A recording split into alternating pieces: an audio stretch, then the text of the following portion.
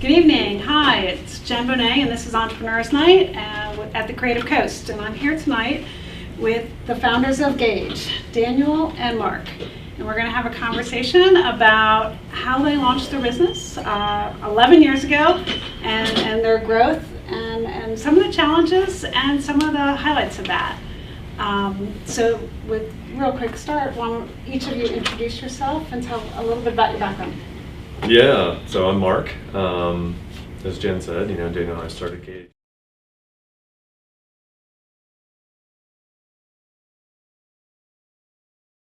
After graduating SCAD at Clark Creative with Carrie Clark, and then started Gauge. So that's sort of my almost 12. Daniel, my history is I'm kind of a recovering developer, is the way I describe it. I used to do web programming ever since really I was 14 years old for companies internationally, and I was always interested in developing for the web and turning nothing into something that many thousands of people can use all over the world. Came originally to SCAD, linked up with Mark, and then had a couple of failed enterprises before I clicked on Gauge. Walking to a company was among them, discovered what real hunger was and what failure tasted like, and then kind of hit it off after about company number 3. So learned a lot in the intervening years. Excellent. Tell us a little bit about what Gauge does. So we specialize in e-commerce design development strategy for mid-market retailers, and that's really been our specific niche focus for about 10 years of the 12. So, and that's been good. We specialize in working on Magento and Shopify platforms. We provide basically all the services from day one to post-launch support. And tell us about your roles. So I'm plays kind of a different role. Yeah, so as Daniel mentioned, his background is in development. My background was in design. I was a graphic design student at SCAD, and when we first started, I was the designer, then project manager, and I've since grown into the operations director role. So I sort of just make sure our team has everything they need to do their jobs. So, my job is to make sure everything works. Which in the age of e-commerce is not just the site itself. There's usually anywhere between 20 to 50 services that are jacked into it, from kind of easy to understand things like the hosting to somewhat less easy to understand things like the support system or the emails being distributed or the computer at the back end for the company or the shipping integrations and all that. There's a myriad of things that have to work in perfect harmony in order to function properly and create the experience that users expect on a website. My job is to kind of be the conductor for the orchestra, both on our technical resources and on our client side, as well as on all the partners who are jacked into those systems. So it's interesting that neither of you identifies as having a primary role in sales. Yeah, we sort of split that role. Sales? Yeah, we split that role, and that's we also have the sales director. Okay. We have a full-time sales director who helps to drive most of those conversations, and we also have 2.5 team members devoted to marketing Gauge full-time. So that sort of drives most of the day-to-day for sales and marketing for us, and then Dan and I support as we go through those conversations and do on-site calls and go through strategy and contractual negotiations. So that's about half of each of our time is sales and marketing related. Yep. So. And you love it. Yeah, I mean, I do. I actually really like the sales side of it. I think, we got into this business because we just enjoyed working with entrepreneurs, and e-commerce is a really interesting industry that attracts a technically minded entrepreneur. And it's always fun to learn about their business and what they're trying to do and how they're trying to grow. And as we've grown, our clients have grown, so those businesses have become more dynamic and more complex. And we just have an opportunity to learn a lot from each of them. So those early conversations are a lot of fun. Yeah, and I mean, translating the technology into business is something that both Mark and I really enjoy. Is that there is kind of, I guess, the thought that because it's a technical business, what we're going to be spending most of our time is talking about technology. that's not really the way to succeed in most businesses. Is, you can't, blind them with your brilliance technically. What they really care about, most companies, is can you translate your brilliance into something that I'm trying to do. So Mark and I both, I think, have a pretty good aptitude at being able to understand that and condense things down to the point where it becomes actionable, saying, I do want to do this, or you recommended I do this, I will now go and do it. Or I'm curious and answer their questions about, I've got different paths in front of me, which way do we go? So that's a really fun part of it. It's better than talking to a command prompt on a computer. It's more interactive. Now, 11 years in e-commerce. E-commerce has changed dramatically, right?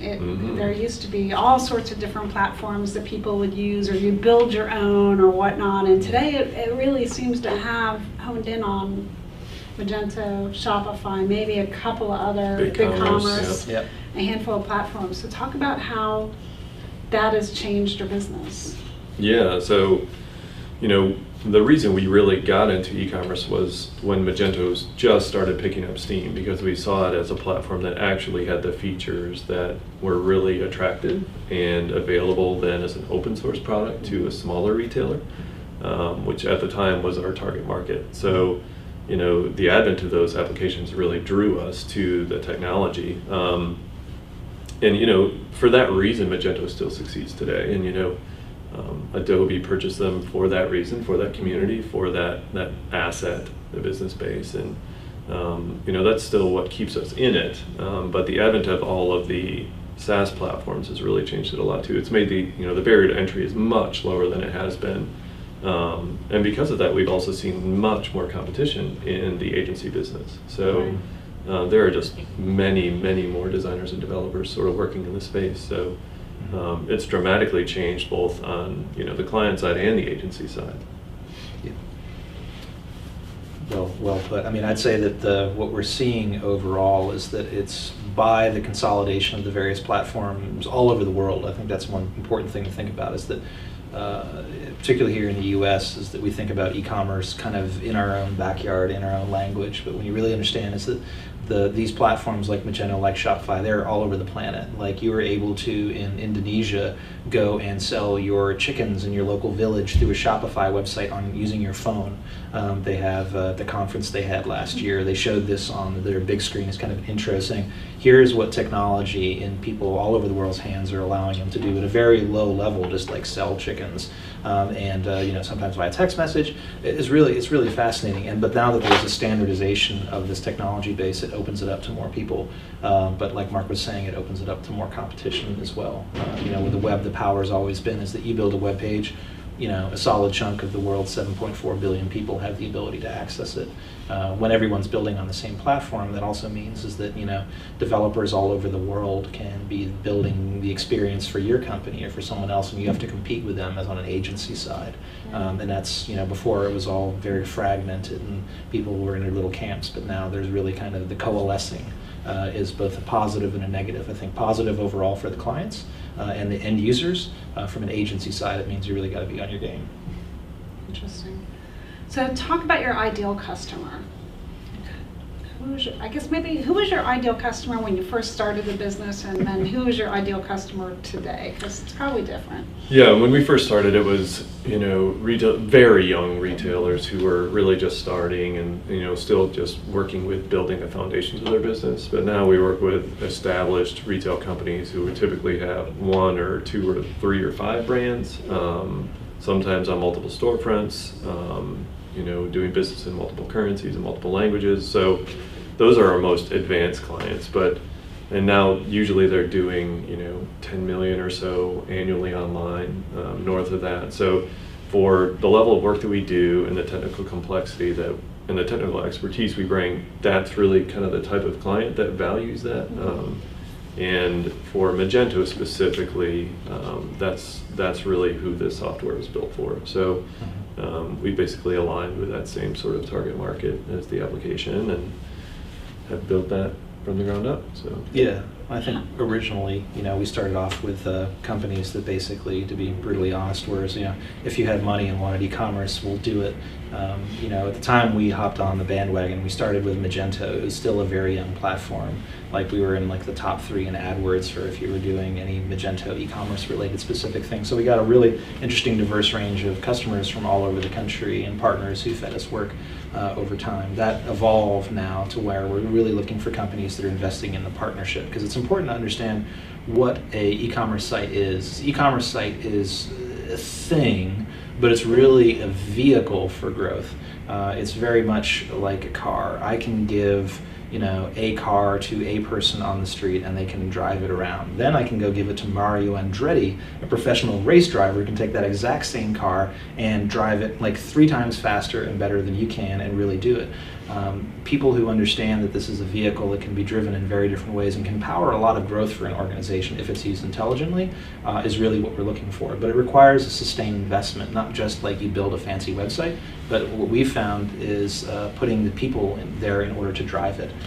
Some organizations think that like, okay, I build a website and I have 2 people running it, that's all that it needs. That's not it. We need a lot of people to do the marketing levers behind it. Most of these platforms are insanely complex and capable, but you need human beings to do it. AI hasn't taken over a majority of those functions, and those are the kinds of clients that we're really looking for that make great matches, saying they understand the capabilities of what they'll be able to do if they leverage these platforms properly, and they're looking for a partner to help them execute on that.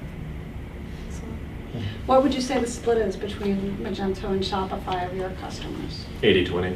Yeah. So 80% Magento. Yeah, there are different kinds of customers. A Shopify customer really is one who wants to self-serve their ability. They don't want to have a continual, essentially, development approach to their website. They'd like to focus more of their effort on marketing, and that's a completely legitimate choice. Not every brand needs to continually be adding on really rich new feature functionality every month. Some brands do, particularly if they're doing a bifurcated split between B2C and B2B. Those complex requirements usually need additional, changes and improvements that usually are past what Shopify as a platform is capable of doing, generally speaking. And so the 80-20 rule, I think, is fitting. So after you build it, it pretty much runs itself. But with Magento, it's like, no, every day I want to be constantly improving and wrenching on it. Excellent. Is there any large brands that we as an audience would know that you're working with that you can talk about?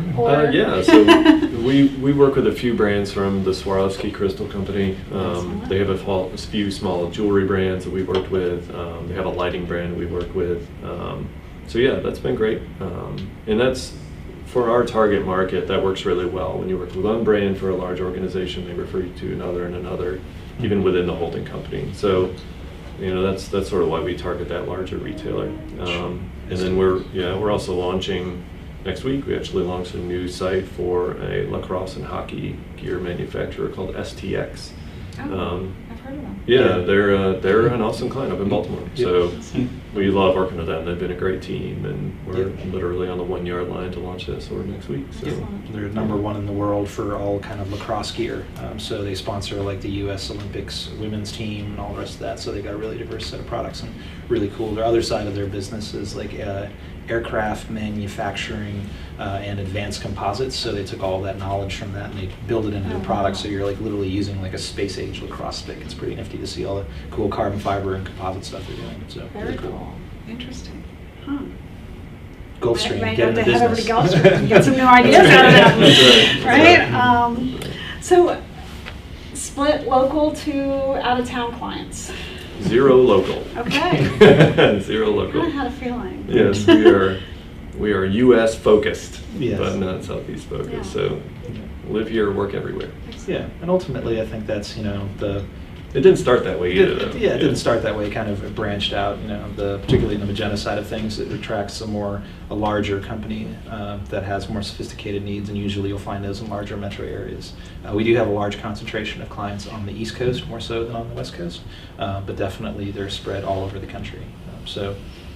No, it's not bad that we don't, have really ton of local clients, but it's also not amazing that we have a bunch of clients all over the place. It's just the way business is, I think, for everybody these days. Right. Unless you're in like the coffee shop, like it's kind of hard to send your coffee like to Texas. But in case of digital goods, it doesn't really matter where it's happening. So So how do you find new customers? So there are partner programs for both Magento and Shopify that work well, but most of it too is event-based networking. So we actually created a sub-brand called the e-commerce campfire, and we have small events sort of like this in major metro areas. We just had one in Nashville 2 weeks ago. Yep. We've done a few in Charlotte, done one in Orlando, going to do a few in Atlanta this year. So. Excellent. Yeah, so that's worked very well. So it's a lot of the basic marketing details. Okay. Generating great content, putting that through all of our social channels. Our blog drives a lot of that foundationally. And then ebook, white paper type authorship as well. I think also partnerships are important. Yes. As I mentioned before, there's 20 to 50 integrations on any average e-commerce site that we build, and each of them have a very specific niche, like search or email or customer loyalty or customer support. Each of those are very defined products, and those people know usually who will be a good fit for you, saying, hey, there's this company having trouble with their agency. You want to talk to these guys, or they need to re-platform. You want to talk to them. So we found that's very effective. But really, it's because of the nature of our industry is that there aren't a lot of face-to-face gatherings for the most part. We're fond of saying that e-commerce is very lonely, and so that they actually enjoy getting together because everyone spends the rest of their time behind the computer screens, furiously typing, making orders to fulfill. And you can't walk into an average bar and say, who here owns an e-commerce store? Everyone's going to look at you like you've got 6 heads. So they don't have people that they can usually reach out into their local community and talk about their challenges, their hopes, their dreams, or even for advice. And so when there are things like our e-commerce campfire, that face-to-face interaction, sometimes even with companies they didn't even know were in the same city as them, is really excellent and builds just a great event period, but also works for us in terms of saying, hey, we're helping bring you together. You can learn from all the rest of these people, and it's been very effective for us and helps differentiate us. So. Especially when we bring up others. And the Campfire brand started that way, but it's also developed through our partners. Yes. The marketing director has invested a lot of time and effort finding partner companies who have the same customers but don't compete. So, other technology vendors, other plugins for Magento or Shopify. And we co-market those events, and we usually co-populate a panel of experts for those events and those discussions, and that's made it very low cost for us. We've actually made money on a few of those events. Yeah. And we also get great content, we get to meet great people, they refer business, we refer business, and it works really well. So. It's a great name. I love it. Yeah, thanks. Campfire. Yeah. That's awesome. Podcast comes in. That's right. So we talked a lot about the customer side of the business. Talk about employees. How many employees are you at today? How many are here versus remote? What systems and processes do you use to work with remote employees? Because that's become a thing and everybody's got to figure it out. Yeah, so we have 20 team members, including Daniel and I, 6 of which are in Savannah now. That's dramatically changed over the last few years. Yes. It started happening when people would move for family reasons, and we wanted to retain our talent. So we just adapted, allowed it to happen. We resisted it for a while, but because we like being in person, we like being able to hang out. You like to kind of do life together, and having a remote team does limit that. But we offset that by bringing our team in twice a year for a full week to hang out, discuss quarterly strategy at that time, go over objectives, and just generally drink a beer together. Yeah. So that's been good. But as far as tools and day-to-day, we work in the same software to manage tasks and just throughput, and we have good reporting around those things. And it's pretty easy to see if there's a certain level of activity. So our team is generally just, they're all go-getters, so there's a high level of trust there to begin with.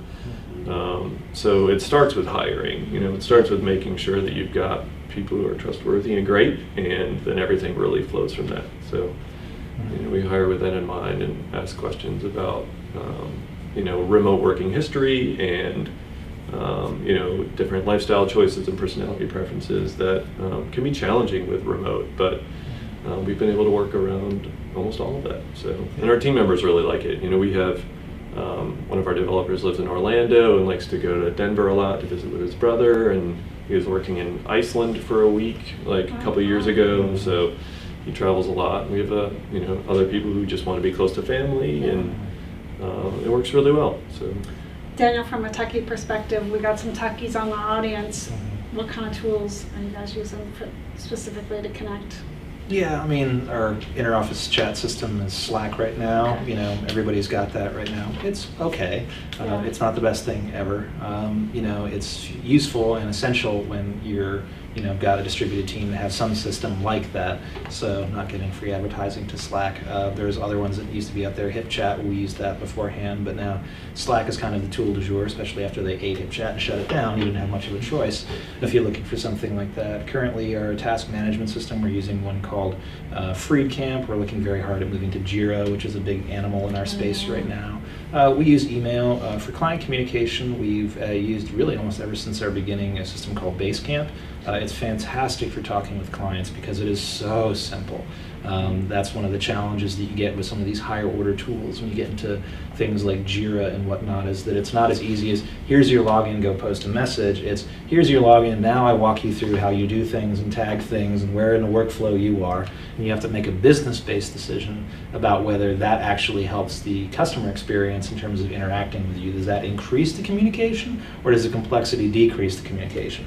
And so for a long time we've been holding on to that. Now it reaches a certain volume where, you know, it's like, okay, you need another tool, but generally speaking, we found, you know, simple systems generally work really well, as long as the people who are operating them, you know, are intelligent and know what they're doing. You know, no tool will solve most of your problems. There is no perfect communication tool, but, you know, having it centralized where people can log in and find the information is what's really important. So that's what works for us right now. Oh, and GoToMeeting. GoToMeeting is a very important communication tool. We like talking and seeing our clients, like with webcams and things like that. A lot, you know, when you're pounding out code, that can be by its very nature impersonal. So making sure that we turn our webcams on and they see our faces and that we're human beings and whatnot. It's not just this disembodied voice popping out of, you know, the conference phone is super important. So we use that. You know, I don't even want to know how many times a day. Plus 40 other minor technical products that we pay for monthly. So, yeah, exactly. So yeah. I've recently been going through my list of what I pay for monthly and going, It's do I intense. still use this? Yeah. Software's expensive now. Yeah. So. It really adds up. Yes, $9 it a does. month at a time is Yeah. Time 20 times. Adds up really fast there. Yep. All right, changing gears a little bit. You know, a lot of folks are entrepreneurs. It's a rocky road. There's ups and downs. Like you're constantly like, am I going to make it? You know, am I going to make payroll this week? Is there a time that you're like, okay, we've got this. I know it's going to work. You know, are you there yet? Do you ever get there? You know, what point did you feel like, okay, this thing's working? I don't think you feel like you've got there. I mean, the nature is, if you're an entrepreneur, is that you're always on what feels like a plateau and you're trying to get up there. You know, MLK said, I see the mountaintop. Like, you always feel that no matter how high up the mountain you actually are, you feel still that there's a summit that you haven't reached yet. So it's kind of interesting. You occasionally, as an entrepreneur, look down and say, wow, I've actually come a long way. How much is our payroll? Like, we actually make enough money to cover that every 2 weeks? That's amazing. The volume can get really high really quick. And that's why, you know, you need to also be prepared for, while you like life to be this constantly going up line like this, the reality is you will hit these dips, and depending on how your company's operated. So we're a cash-based company. We do not have outside investors. We do not have debt. We do not, you know, owe anybody anything, I think, except for a small charge card that we have. But that's not the way some people operate. For us, that we think has worked very well to our advantage over the years. I know Mark and I never wanted to have some person come in and say, you will do this now. That didn't really agree with us. But in some cases, like high intense capital businesses where you don't have like $1 million to drop on industrial equipment, you know, or whatever you need, you may have to deal with that reality. But you need to plan for the inevitable fact that there will be a decline, and how do you make that payroll cost? Are you looking at your numbers enough to understand, like, when we have to say, okay, we need to take some stuff off the table and maybe we need to scale down a bit? It's hard. You know, no entrepreneur likes to lose, but you do have to realize that, like in poker, you will not win every hand, and you have to plan accordingly. Yeah, I think you know, we've had 3 major challenging seasons in our business over the course of, you know, almost 12 years now. Each one of them has been fairly gut-wrenching. Yes. But each one of them has also galvanized us, and we've learned like very key business lessons, some of them basic, around those scenarios. So, in that sense, I don't think we would trade those really for anything, because it's really allowed us to scale and to grow and to do that effectively. But yeah, I'll agree with Daniel. I mean, I don't think we've really ever felt that we've gotten there. Most of our business is driven by projects, about half of it, 6 to 8 month projects, and those are usually large expenditures for our company, so with long sales cycles. So that can always be a challenge, trying to schedule those in at just the right time for just the right amount of dollars with just the right amount of scope is an art for sure. So there's always constant challenge with that. And we're a service business, so there's a lot of people stuff all the time, client side, team side. So that keeps us on our toes. But we've enjoyed kind of the steady organic climb. Yes. Exactly. I mean, it's based off kind of our company's history. We started out, it was Mark and I in what used to be my bedroom. I got to sleep in the laundry room, literally next to the washer and dryer, where I had about 2 inches to the left of my bed and 2 inches to the right, and that was it. And so we were very scrappy and kind of grew organically. But as we've grown and added team members, I think the most important thing that entrepreneurs need to realize when they're scaling their businesses, when they come to the downturns, is that business actually is emotional. This is one thing. Mark and I are voracious readers, but I've never really seen a book that really distills down how incredibly gut-wrenching the downturns can be. I mean, once you start getting, plus 10, even really after 5, you realize the people who work with you, like they have, spouses and kids, and you are responsible for them. You need to do a good job and make sure you close those sales leads, because otherwise they may not have a roof over their head in a month or two. And that can weigh really heavily, and I don't think that gets enough press. For entrepreneurs who are coming into it. There's a lot of focus on the bright lights, the Lamborghini, the being at the front of the stage and everyone cheering and whatnot. And the reality is that 99% of your time is you're going to be wrenching hard on your business. There are going to be those downturns, and it's going to be probably in obscurity, and it's going to be really hard for you emotionally, and you need to be prepared for that and have a support structure around you to be able to do that, be it your spouse or friends or whatnot, to see you through that, or another group of business people that you can speak with, because that stuff is hard. It's important. One of the my favorite genres of business literature is actually failed companies. I think it's extremely important to read that stuff. I've probably read over 100 books on failed companies, and there's always a number one thing that happens universally before these companies go down, and it's the root of all their problems. It's hubris, is when they start believing the rules no longer apply to them, and then the wheels start falling off, usually pretty rapidly. It's being organizationally able to understand when, have we invited hubris into our organization, has that infected our planning, and then being able to course correct before it's too late. That's something that's super, super important if entrepreneurs want to last a long time. And, I mean, we like to make the analogy that business can be a lot like playing Texas Hold'em poker. Yes. I don't believe business is a gamble, but it is taking intelligent risks and bluffing. So there are some in dealing with the swings, of like just the change in pot size and betting on something that maybe doesn't feel really solid. That's a pretty good analogy, I think, for how small business can be. Yeah, because I think the one thing I would advise anybody who wants to become an entrepreneur or is scaling their business and wants to get a good idea of what it feels like is go play, look online, pokerstars.net or something or rather, and go play 100 or 250 hands of Texas Hold'em poker. And eventually you'll get to a place where either you or someone else at the table is playing things absolutely right. They've got a monster hand. And then the person across the table, they go all in and they get that last card they need on the river. Their odds before that happened were 99%. And the rules say is that when you're 99% chance of winning, you go all in because you want to go do that. They get that card, they win, and you lose everything. You did nothing wrong. You did nothing wrong, and you lost everything. And then you need to go play another hand. Because that's the emotional swing, like, I'm broke, I've lost all my cash, it's all gone. What did I do wrong? Nothing. It just happened. Play some more poker. Then that gets you to the mindset of what you need to be a successful entrepreneur, to understand that that can happen no matter how smart you think you are, no matter how much experience you have. You can do everything right and still lose. So be prepared for that.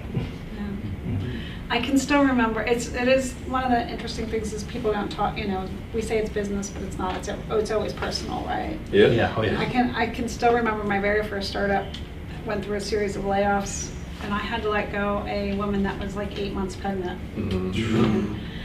And I still, it still bugs me that I had to let her go, because she was amazing at her job. She was on our data science team back in the day, and she was a tremendous data analyst. But the reality was we didn't need a data analysis team with where we were headed at the point in time. We're like, if what teams have got to go, that team's got to go. Because we need people that are selling, right? Not people that are analyzing data that at this point we can't turn into another revenue source anyway. So we've just got to get through the next couple of months, hunker down. So it still bugs me. And it will. I mean, that's the sign, Yeah. I think, of a good entrepreneur. I mean, I think it's something of a good entrepreneur, just a good business person in general, is that the phrase that I've heard that I always resonated with me is you have to have the courage to be able to choose the difference between terrible and catastrophic. Both are bad choices, but one is less bad than the other, and many people just lock up saying they're both bad choices. They're both bad choices. Yes, but one is measurably worse than the other. And that's where that emotional thing of where I am consciously making a bad decision, but it is still the right decision, starts messing with you and follows you. And that's the other thing about entrepreneurs. Your brain never stops thinking about your business generally. You feel like you're almost always clocked in. That's why you need to take vacations and, space out occasionally and do something that's not related to it. But that stuff can follow you, and you need to go in with your eyes open. If you're comfortable with that, you can be wildly successful, but one shouldn't be blind to that kind of stuff, especially when the challenging times come. Awesome. So you're the first co-founder team that I've interviewed. Mm-hmm. And so this next question is going to be interesting, because I believe everyone has a different definition of success. Mm-hmm. So what is each of your definition of success individually, and then how have you come together to define what success looks like for your company? Oh, wow. That's a good one. I'll let you go Yeah, first. I mean, so Because defining you success, know, Yeah. I've met many an entrepreneur team that one wants venture funding and grow this thing through the roof, and the other person's like, hey, if we get to $1 million a year in revenue, I'm cool. We could just hang out, Yeah. right? And you've got this dichotomy between the two founders of what they want. So each of you probably defines success slightly differently, but you had to come to an agreement of what success looks like for your company in order to have been at it for 11 years. So I'm kind of asking a little bit about what that looks like and the process that you went through to get there. Well, I think a lot of it has just been baked in from day one. I mean, the reason we started Gage is we were frustrated with the quality of web services, and we wanted to do a better job. I loved designing websites, still do. That's what drew us to the industry. Daniel loved building them, and we loved doing a great job. And so for us, success has always been, and the thing that's really kind of united us and the rest of our team is, scale, volume, dollars, number of people. Those metrics haven't been the forefront in our mind. It's been quality relationships and quality work. Yeah. And that's really been it. Yeah, and that can scale organically, and that can sometimes drive some people crazy. You must have some crazy, insane goal of what you for who? I mean, if you roll out of bed every day and do great work and are proud of it, that's a rewarding life, in and of itself. And reaching for arbitrary goals, doesn't really make sense. I know once upon a time we were thinking maybe we'll get to 11 people and then cap it, and then we blew through that. Now it's okay, you're on our way to 30. Will that make it feel better? No. Not necessarily, as long as we're doing interesting quality work, that's really what matters, and we're having a good time doing it. So I think that's totally the way to go about what the definition of success is. So, and I think we're meeting that pretty regularly. So I still keep showing up to work and not feeling like it's work. Well, and I think we've also, there's ambition within that too. I think, so sometimes our team will ask us how big are we going to grow? What are our growth goals? And it's well, we'll just keep going until we feel like we're sacrificing on either quality work or quality relationships. And I think bad things happen when you try to artificially limit a business size to like a number of people or something like that because you want to keep it small or grow it. Yeah, and I think so. That slow organic growth has really sort of been the mantra because that's been our best way to sort of protect those two basic principles. Yeah. So e-commerce really intrigues me. For a lot of reasons. Amazon's this huge thing, but I think there's going to be some swing back to the actual brands. The other thing is, I think e-commerce is a really interesting business for Savannah. I mean, having the nation's third largest port right here, being a federal trade zone, having a law that was passed by the city of Savannah last year that allows you to hold your e-commerce inventory in this area without being taxed for the inventory while it's sitting on the shelf before you ship it to your customers. That means we could really explode as a place where e-commerce companies set up shop or have an office, right? So my thought is, you guys have been doing this for 11 years, you're e-commerce experts. Where do you see e-commerce going in the future? What are you thinking about? Well, I mean, it really depends on what your definition of direction is. Some of the general trend lines we've seen as of late, this is one of the questions we actually got up at our event up in Tennessee last week, was voice is becoming a really big thing. People are becoming more accustomed to Alexa, order batteries, and then batteries magically show up. Sorry, didn't mean to get you angry, Alexa. No. And everybody on the screen too. Yeah, that's right, exactly. Sorry. But that's a big thing. I think the long-term play, like Savannah is a location. Yeah, you can build yourself a warehouse here.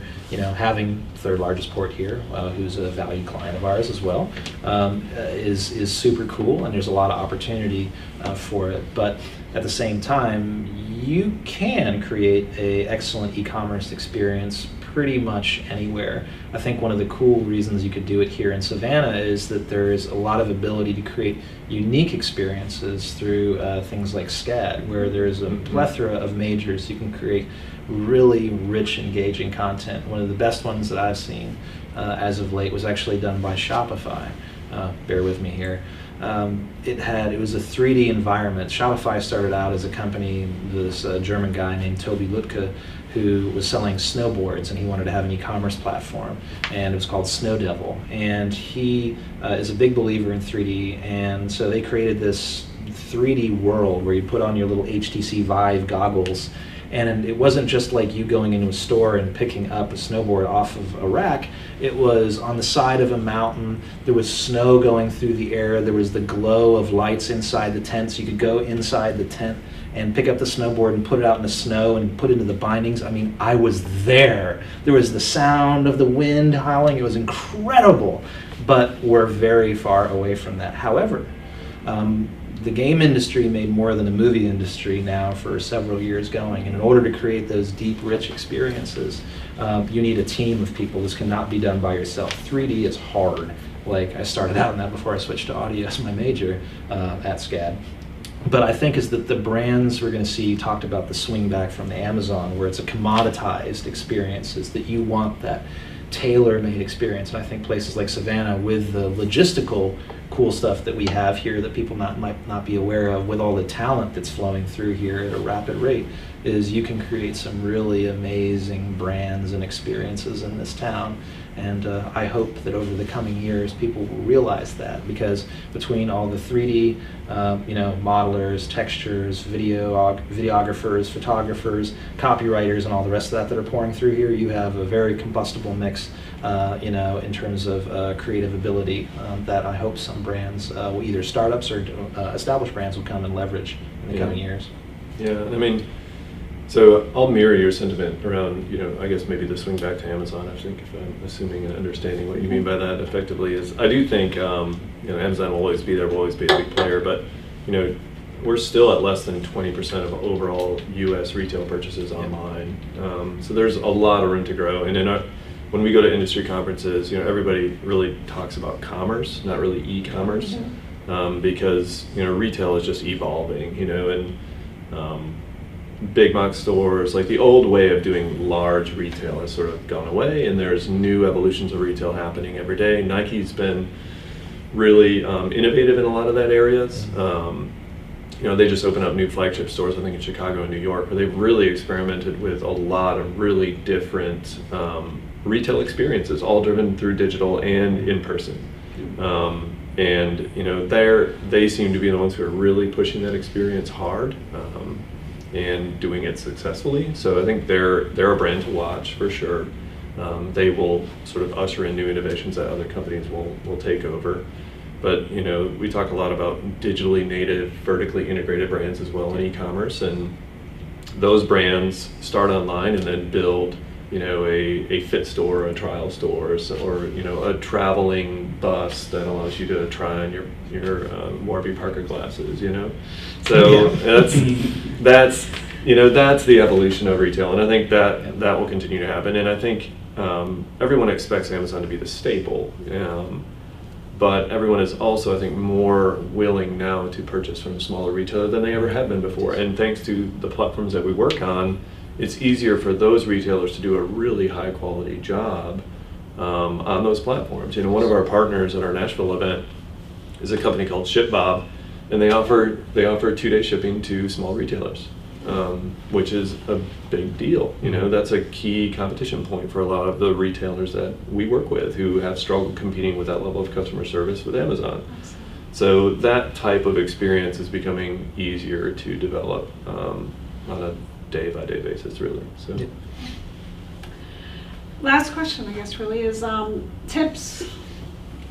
We got a lot of entrepreneurs, a lot of creatives, and a lot of aspiring entrepreneurs listening to us. If you had to give one piece of advice to them about starting their journey, taking their journey, the next step, what would that be? You've got to have good people around you, and that can mean many different things, but our partnership has worked really well over the years because we augment each other really well. We're complete opposites in most ways. Yeah, pretty much. But those opposites fit together really well, especially in a business context. And that's really been an asset for both of us to sort of round out our thinking and look at things from different perspectives. And that's enabled us to avoid a lot of mistakes. But that could look like many different things. That could look like a personal advisory board, or just a group of friends, or networking through a group like the Creative Coast. But that's really important because it can be really challenging. Like we were saying earlier, there's a lot of challenging scenarios to deal with that can be pretty rough. And you've got to be able to talk through a lot of that stuff and get out of your own head and challenge yourself, but also get support when you're moving in the right direction and you just kind of need some reassurance. I would say is definitely have an eye towards innovation in your company. There is no business out there that I'm aware of that innovation is a bad thing that you shouldn't be pursuing. I don't care if you're in the insurance industry, in the cardboard box manufacturing industry. The reason that you will be around in 10, 20 years from now is because of the innovative products you're inventing today. So if you're only doing the processes and the products that you invented 10 years ago, you're going to be trailing off. There's a lot of people out there, and it's important to have a focus as an organization of a pretty decent size of your effort going into building the next iteration of whatever your product or service is. It can get too difficult where everyone's like saying focus on your knitting and focus on what we're doing right here, but you have to be able to split your attention in many ways and focus on building the future that you want, as opposed to just servicing the products that you have right now and thinking, well, let's just scale it up. The other one I'd say is definitely take a peek at exponential thinking, both in process and in application. That's something that I've been getting into recently that I think really works. It kind of allows you, how do you make your brand 10 times faster, 10 times better, but also 10 times cheaper? Elon Musk is a great example to look at that. He's just obliterated the entire space launch industry because he just follows that all day long, and he's about to reinvent it again with their Starship thing. And everyone's like, how are you doing this? This is impossible, because he's a real big believer in it. But that doesn't mean that no one else can do this. You can be in the shoe manufacturing industry and follow that. There's some nice, Bold is a good book about that. They talk about exponential thinking and the 6 Ds. They'll go through it.